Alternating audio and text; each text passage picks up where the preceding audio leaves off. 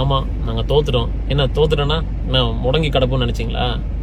கண்டிப்பா இல்ல. ஏன்னா இது வரைக்கும் ஜெயிச்சிருந்தா நாங்க போய் சட்டமன்றத்துக்கு போயிருப்போம். இப்ப அறிவாலயத்துக்கு போயிட்டு தொண்டர்களோடு சேர்ந்து அடுத்து ஒன்றிய அரசு என்ன பிரச்சனை கொண்டு வந்தாலும் ரோட்ல இறங்கி இன்னும் போராடுவோமே தவிர ஒருபோதும் மூலையில முடங்கி உட்கார மாட்டோம். கரெக்ட். திட்டங்களை போட்டு மக்களை உயர்த்தினதுதான் திமுகவை தவிர இங்க காவி டான்ஸ் ஆடி இல்ல சனாதானத்தை திணிச்சு மக்களை பின்னடைவு செஞ்சது திமுக கிடையாது. களத்துல எப்பவுமே திமுக இருக்கும்.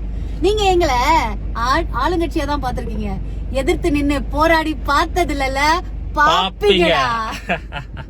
தோத்துட்டோம் அப்படிங்கறது உண்மைதான். ஆனா யார்கிட்ட தோத்துட்டோம் அப்படிங்கறதுலதான் கொஞ்சம் வருத்தம் இருக்கு. ஏன்னா ஒரு அரசியல் புரிதல் இருக்கிற ஒரு கூட்டத்துக்கிட்ட மோதி நாங்க தோத்துருந்தோம் அப்படின்னு சொன்னா அதை பெருமையா ஏத்துக்கிட்டு இருப்போம்.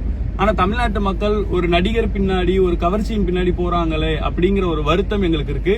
இந்த தோல்வியில முழு பொறுப்பையும் திமுகவை ஏத்துக்குது. ஏன்னு சொன்னா தோக்கப்பட்டதுக்கான காரணம் இங்க இருக்கிற மக்களை இன்னும் முழுமையான அரசியல் படுத்தாததுதான். அடுத்து வரக்கூடிய தேர்தல்கள்ல திமுக இது சரியான முறையில செஞ்சு முடிப்போம். அதுக்கு நாங்க 4 பேரும் துணை நிற்போம். மேலும் இந்த அரசியலை யாரு கொண்டு போய் சேர்க்கிறாங்கிறது ரொம்ப முக்கியம். இது ஒரு நடிகர் கொண்டு போய் இளைஞர்கிட்ட சேர்த்திருக்காருங்கிறது எங்களுக்கான ஃபெயிலியரா நாங்க பாக்குறோம். ஏன்னா ஒரு அரசியல்வாதி ஒரு இளைஞர்கள் கிட்ட அரசியலை கொண்டு போய் சேர்த்திருந்தா அது இன்னும் பவர்ஃபுல்லா இருந்திருக்கும்ங்கிற அந்த ஒரு தவறு நாங்க கத்துக்கிட்டோம். மீண்டும் எழுந்து வருவோம். அப்புறம் இது ஜெயிச்சிட்டீங்க, ரொம்ப ஹாப்பியா இருங்க. ஓகே, ஒரு 2-3 நாள் இருக்கலாம். ஆனா இந்த 5 வருஷம் நாங்கெல்லாம் எவ்வளவு கஷ்டப்பட போறோம்னு தெரியல. ஆனா நீங்க நிறைய யோசிப்பீங்க.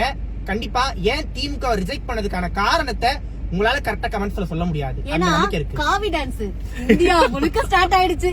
தமிழ்நாட்டுலயும் காவி டான்ஸ் தான். நீங்க எல்லாம் சேர்ந்து லல்லா ஆட வேண்டியது.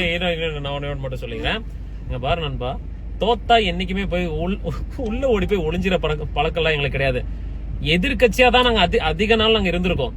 தோத்ததுதான் எங்க வரலாறு அதிகம். ஆனா நாங்க தோல்வியில கூட வெற்றிகரமா நாங்க கொண்டாடுவோம். எப்படி பழைய திமுகவை திரும்பி பார்ப்பீங்க.